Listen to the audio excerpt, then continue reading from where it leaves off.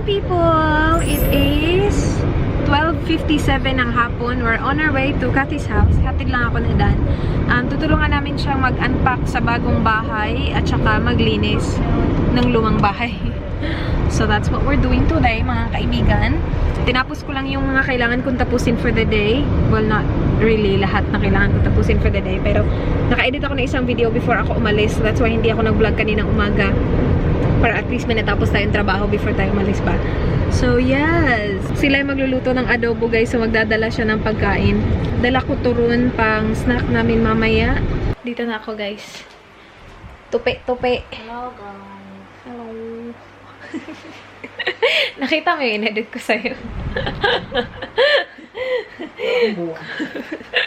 Close up pa more. Kung marunong ako yung mga sound effects na, yung iba, ang gagaling lang mag sound effects. Ako hindi kasi ako marunong. Kasi sa iMovie merong sound effects na, di ba, na built-in. Yung Final Cut, wala. So, hindi, kung mag-sound effects ako, kailangan ko pa i-download sa YouTube. Ano kami, guys? Tope. Yan. Ano to? Chona and My Kids. Hindi to Marikondo. Hindi to Marikondo. Chona and My Kids to na ano. Mas maganda daw yung nakarolyo kasi ano. Mas madali lang daw. So, kain tayo, guys. Dito kami sa labas ni Kat. Mag-ano siya ha? Mag-house tour. Siya na talaga mag-house tour. Yeah? Dala nila ay chicken adobo. Ano na? Chicken. Pork adobo. Na parang humba. Thank you daw. Thank you, darlings. Thank you. Dito na siya, guys. Tapos ito na inayos din yung gas. So may gas na sila. Makaluto na ako. Oo nga, makaluto na ka. Kasi wala siyang ano, ulam. Hindi siya makaluto eh. Baba! Ang sayo ni Baby V dito. Ang cute. Kaya nga, ang ganda ng weather. Are you so happy here, Baba? Hey, ang ganda dito, Kat. Kahit na ano. Oo nga eh. Yung ano nyo din, clock! Dito na kami, guys. Sa lumang bahay na naman kami. Nag-ieko tayo. Walang naman. Wow! Oh. Ito, ganito na ano. Wala nang laman. Nasa ano na. Mag-ano kami, linis. Linis. Hala, basurahan, day! Dami pa pala naman. Ito pa. Ito pa, basurahan. Tapos ito. Pak. Ano natin? Tapos, ito. Pak! Pero lahat ng ano, kabinet, wala nang laman. Yan. Wala nang laman. Wala, Ray White. Ano, day? Paperwork. Hala, meron pa dito, uy. Na. Hala, meron pa pala dyan. Meron na. Dito wala na. Okay na. Taas. Dapat naman tayo. Oh, sige, empty house tour. Isa? Oh, lang, cute. Mga spices. Ah, may ganyan pala. Hello, banana bread. Ano pa to? Kailan to? Saturday. Monday na tayo ngayon. Dito na kami sa bahay, guys. 8:25 na ng gabi. Hinatid lang namin si Lai. So, natapos kami kinakat. Dumating to mga 6:20 ata siya dumating kinakat. Actually, hindi namin siya as in natapos, guys. Kailangan lang namin umalis kasi si Dan dumating na. Nag-take away kami sa Chinese garden ng sweet and sour pork at saka fried rice. May dinaanan pa kasi kami after namin dinrap si Lyra. So, medyo late kami nakauwi. So, wala na akong time magluto. And punta si Manay this Friday. Kakatapos ko lang i-text siya. Yummers! This is really good, guys. This is from Chinese garden. And fried rice kasi wala kaming rice. Kain! I'm just listening to James Charles, guys. Gagamitin ko to kasi I have been using the eucalyptus, yung oil na bigay ni Manay ba. So, binigyan niya ako ng dalawa. Yung isa eucalyptus, yung isa, ito green tea ata. Parang green tea ata to. Na ano kasi yung label. Meron akong syringe dito, guys. Yung gagawin ko is ilalagay ko siya sa syringe. Kasi ang hirap nito eh. Ganito siya, so hindi siya, wala siyang dropper. Lagay natin siya sa syringe. Tapos, idadrop natin siya sa ating diffuser maya-maya lang.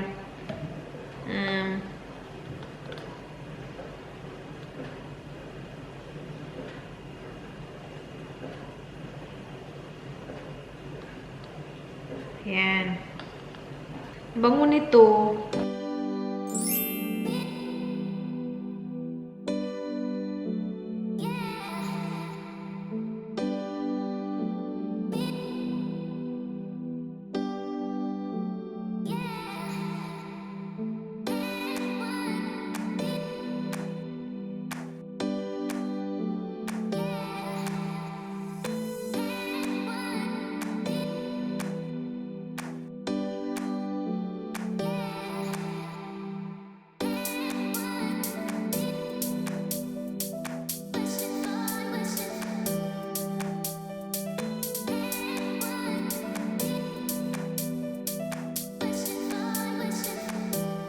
Balik tayo sa ating station, yung ating maliit na station dito.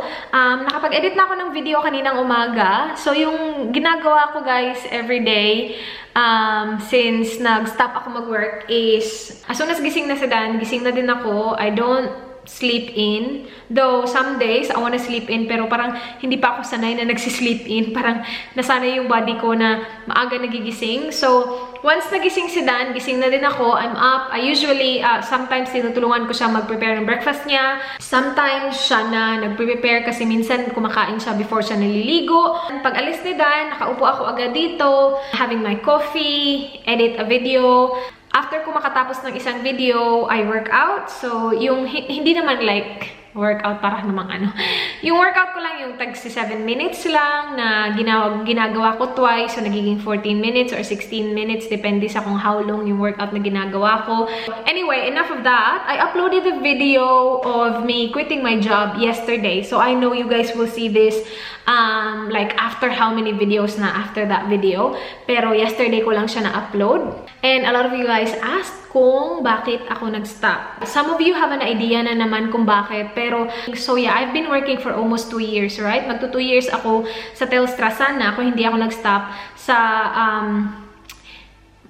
April, March ata. And for 2 years, I was doing YouTube as well, aside from Telstra. So, Telstra is my full-time job then.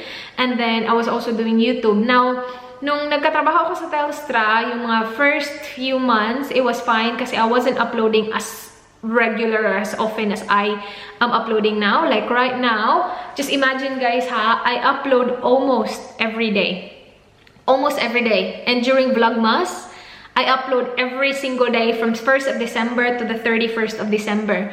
So that's, kung iisipin mo talaga siya, mahirap talaga siya, pero kasi nasanay na ako and I keep pushing myself kasi na, kaya mo yan, of course, kaya mo yan. Para sa akin, kaya ko siya, kasi ginagawa ko siya eh, araw-araw ko siyang ginagawa.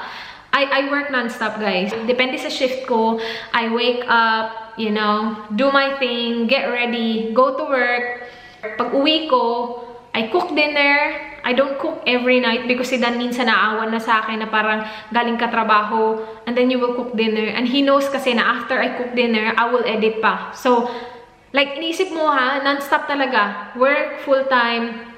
And I'm not the kind of worker na slacker. Hindi ako nagko-call in sick like all the time. You guys know that. Nagko-call in sick lang ako nung alam ko na naaalis ako kasi alam ko na hindi nila babayaran yung siki ko. So, dun, I took leave kasi parang advice din ng mga taong nakapaligid sa akin na, oh, you should take your sick leave kasi, you know, like, hindi nila ibabayad din sa'yo, hindi nila ibabalikin sa'yo, hindi ka nila babayaran, and it's your right to, you know. Sobrang committed ako sa trabaho ko, and actually, mahal ko yung trabaho ko kasi nga, diba, if napanood nyo yung story time ko, kung ano yung trabaho ko, sinabi ko sa inyo na siya talaga sa lahat ng in-applyan ko, siya yung pinaka gusto ko makuha. So, when I actually got the job, I was so happy and I loved it, as in sobra. So, that's why I continue doing it. Dumating lang sa point na parang naging sobra na kasi before pa, nung baguhan pa lang ako doon, hindi ako nga nag-upload araw-araw, diba? So, maybe I upload like once every other day. So, may video ngayon, walang video bukas, may video ulit, wala. But then, I started doing 3 days, 1 day break, and then 3 days. So, really, like 1 break a week. Now, hindi ko siya napapansin kasi nga parang nasanay na ako na ito na yung routine ko and kaya ko naman. Yung mga taong nakapaligid sa akin and yung mga taong who actually care, especially Dan na, like, you know, we live together. Parang nakikita niya na sobra na, parang niya lagi yung sinasabi sa akin, huwag kang mag-edit, pwede bang huwag na? But, siya kasi yung klaseng tao na sobrang supportive and alam niya na gustong-gusto ko itong ginagawa ko, guys, na sinasabi lang niya na, uy, magpahinga ka. Pero kapag sinabi ko, no, I have to finish this, he respects that. Parang, okay, so supportan kita. Anong gusto mong gawin ko? Gusto mo mag-vacuum ako? Like, gusto mo hang the laundry? Mga ganun-ganun. So, ginagawa niya naman yung best niya na tulungan ako. Pero for the longest time, he's been telling me na, huwag ka nang mag-upload ngayon kasi parang nahihirapan na ako. Yun yung sinasabi niya na parang nahihirapan ka na. Tapos ako naman, parang, anong nahihirapan? Okay lang, ako kayang-kaya ko to. Kasi nga parang nasanay na ako ba na ginagawa ko siya lagi. Now, dumating sa point na sobrang busy na, as in sobrang busy, no, nag-stop na yung tawag ng mga tao. Before kasi nakakapagpahinga ako, may mga 5 minutes na call waits, and that gives me time to sit down and like, meron akong maliit na book sa work, guys. Naglilista ako ng schedule ko ng vlogs. So, kahit na nandun ako, working for Telstra, I still think of my YouTube. Like, you know, parang, kung iisipin mo siya, ito pa din. Nandito pa din yung isip ko, yung puso ko. So, yeah. And then, every break, I get 15 minutes break in the morning, 15 minutes break in the afternoon, and then I get 30 minutes break, lunch break. During the 15 minutes break, I spend that going through my Instagram, responding to your guys' messages. Alam ko na hindi ko nare-replyan lahat kasi madami naman, guys. Kung kaya ko lang talaga gagawin ko. Kung isipin mo talaga wala akong pahinga. And then ito pa, kasagsagan ng vlogmas ko, na everyday talaga ako nag-upload ng videos. May time na pupunta sana kami sa family ni Dan, and family, sobrang importante yan sa akin. So, kapag sinabi ng mama niya, may family dinner tayo, I have to make it there. Like, I have to go. We have to go. Like, family yan eh.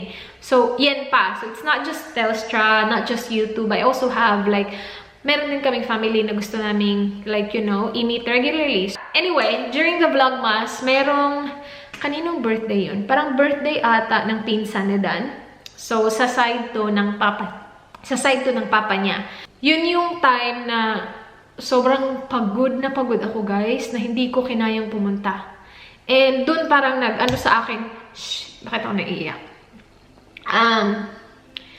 Dun parang nag-click sa akin, shit, like, kung dahil sa sobrang nagtatrabaho ako, wala na akong time na pumunta sa mga family function, nabuang na ako, diba? Parang, bakit ka sobrang nagtatrabaho? Kasi meron akong trabaho nung araw na yun eh. And I think I finished at around 5:30 and then the dinner was at 6.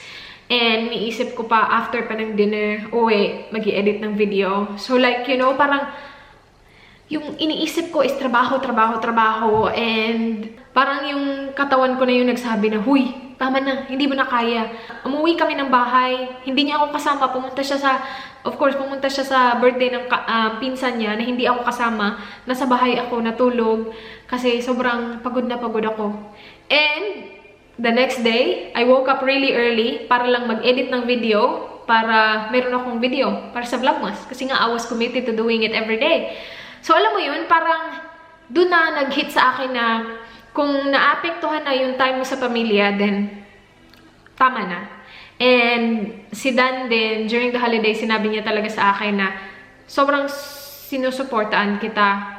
Pero sabi niya, pero parang iba na. Kasi sabi ko sa kanya, guys, kung meron lang akong extra 5 hours a day, I'll be fine. Lagi kong sinasabi sa kanya yan. Tapos sabi niya, hindi mo kailangan ng 5 extra hours a day. Yung kailangan mo is magpahinga. Like, you know, hindi mo naman kailangan gawin lahat ng trabaho. Oo nga, no, tama na. Kasi it was exhausting. Like, it was really exhausting. And aside from family, I have friends as well na I also see regularly. Kasi noon may trabaho pa ako, I look forward sa day off ko so that I can work more. Kasi diba kapag day off, that's the time na I get to film like other videos aside from vlog, like sit down videos.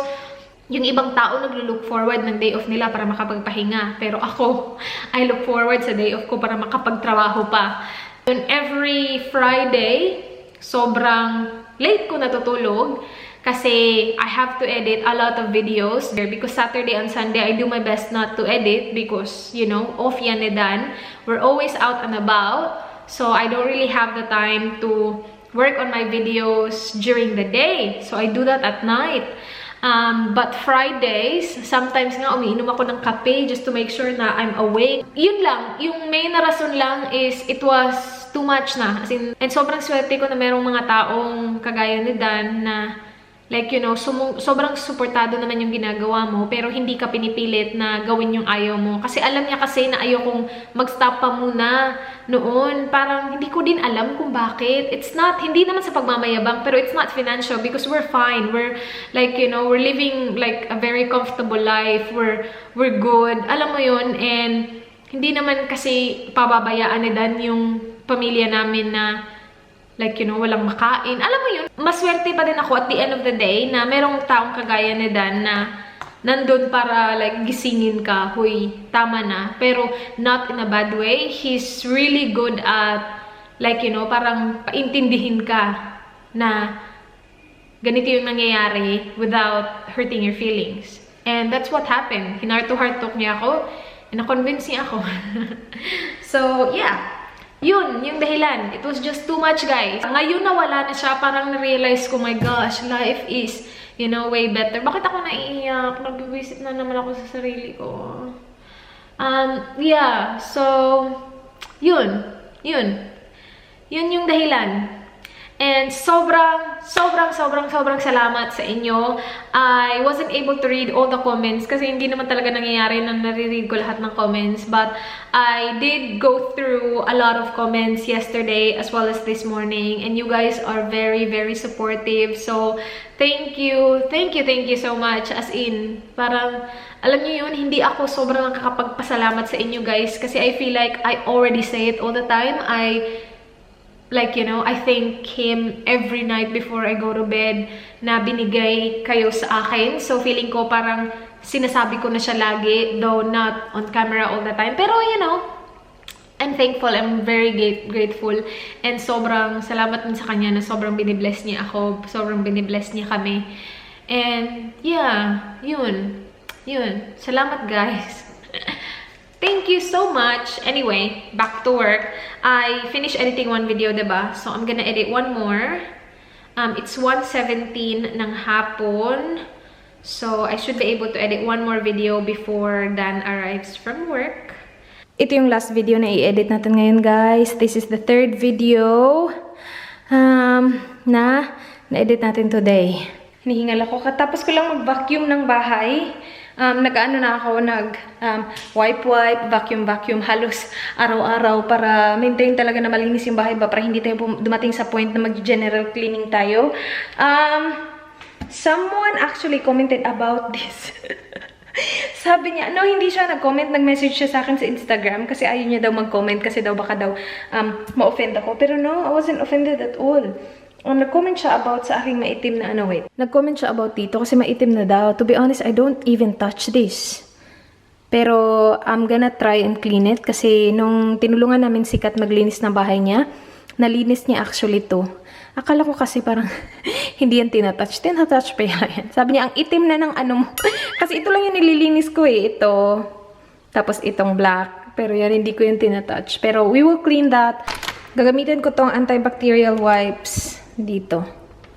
Tingnan natin kung mag-work. Ito pala, paso yan guys. Kasi may nagtanong, anong nangyari sa kamay mo? Yan yung isa sa mga paso na hanggang ngayon dark brown pa rin. Pero try natin linisin to. Guys, hindi siya like sobrang linis, hindi siya sobrang kinis. And kapag inano ko yan, scare-nab ko yan, aabutin tayo ng umaga. Pero at least hindi na siya kasing itim ng kanina. Natatanggal pala to sila. Natatakot kasi ako i-touch to kasi diba gas, natatakot ako. Pero ito, natatanggal. See? Tapos yun, nilinis ko yung ilalim. Kaya nga lang ito, wait, ayusin natin.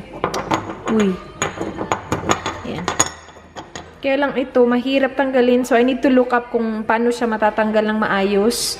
Kasi yun ay, hindi matanggal sa ano. Inano ko na yan, pinakulo ang tubig pero hindi pa rin natanggal. Ito, hindi na siya kasing itim ng kanina. Meron na lang konti na tira. Pero yeah, yan na muna kasi kailangan na natin magluto. Si Dan nag-request na naman ng chicken parmesan. Request na naman siya guys. Gusto niya na naman ng chicken. So, bumili kami ng chicken wings on the weekend ata. Merong 12 wings dito. So, yung 6 gagamitin natin. Ikakat ko lang to tapos iboboil. Alam nyo naman, maraming beses ko na yung napakita sa inyo, diba? Lagyan lang natin ng vegeta, salt, pepper. Tapos i-air fry natin.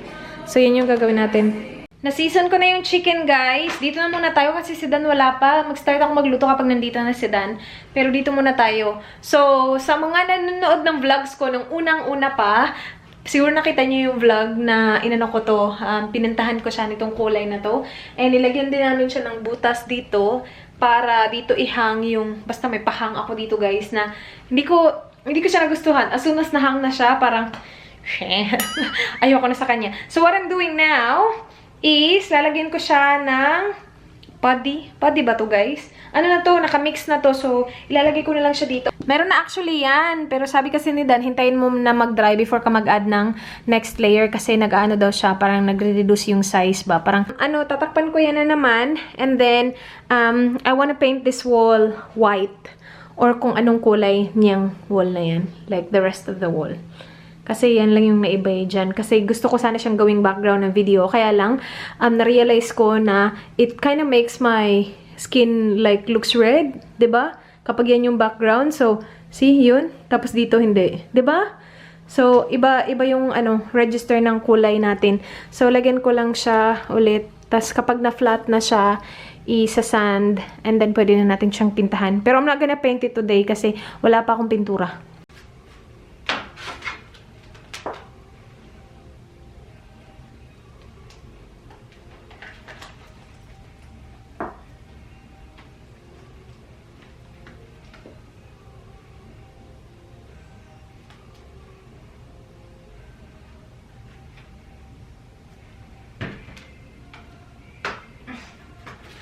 Bago siya guys, para siyang ano ng buhok, dahil ng buhok ba.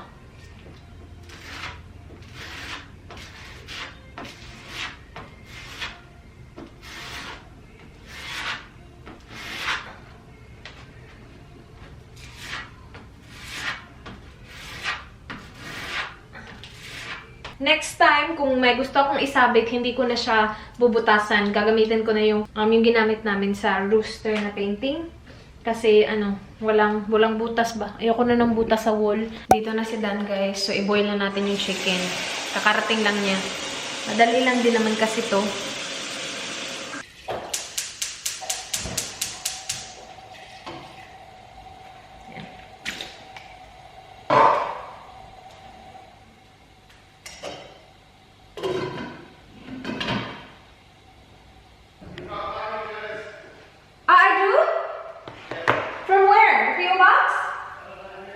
Where is it from? Wow! That's a lot, babe! Outside the house? Yeah. Behind the bin? Out the front door. Out the front door? I didn't hear anybody knock. Oh no, this is from Perth. This is the Filipino food. It is. Hello, my love. Hello, this is Filipino food. Package to from Castle Glen, guys. Ito yung mga cakes ata. Exciting! Ito natin. Hindi naman ata to kailangan i-freeze or i-fridge. So, hindi ko okay lang to. Ah, nice! Ah, cool! Ito yung from Lemon Square. Are you naked, babe? Lemon Square, lahat ng 8 flavors daw nandito. Or 8 variants. Yan. Cheesecake. Ito yung gusto ko. Oh, exciting. Butterscotch. Hindi ko alam na may butterscotch pala sila. Brownies. Lava cake. Char, meron din silang lava cake. Oh, ang dami. Butter cake. Mamon! Oh my gosh. Ito yung gusto ko. Cheesy milk na choo-choo. Cake pies. Bongga! Thank you, Castle Glen! I-leave ko yung information nila below, guys. Naka-base sila sa Perth. So, sila? Distributor ng mga Filipino food dito sa Australia. Yung na-try ko lang dito is yung cheesecake ata. Yung iba, hindi ko pa na-try. Tapos, merong isang box dito. Ito yung dinner natin, guys. Parmesan chicken, rice. Ang daming rice kasi inubos ko lang yung nandun. Pero, baka dagdagan ni Dan yung kanya. Kamay tayo. Ngaon, guys. Ngaon ta. Katapos lang namin mag-dinner. And si Dan naglilinis din lang dito sa labas. Kasi nga, Friday pupunta si Namanay. And si Jan kasi lumalabas dyan para mag-coffee. So, kinuha lang niya yung mga yung mga bamboo leaves. Kasi hanggang ngayon wala pa talaga. Kasi laging nafu-full yung bin. So, hindi niya nagagawa all at once. But, he did it. So, finally. Anyway, yun na yung vlog, guys. Thank you so much for watching. Please like this video if you guys enjoyed. Please subscribe if you haven't already. I hope to see you guys on my next one. Do not forget, be good. Bye, guys. Mwah!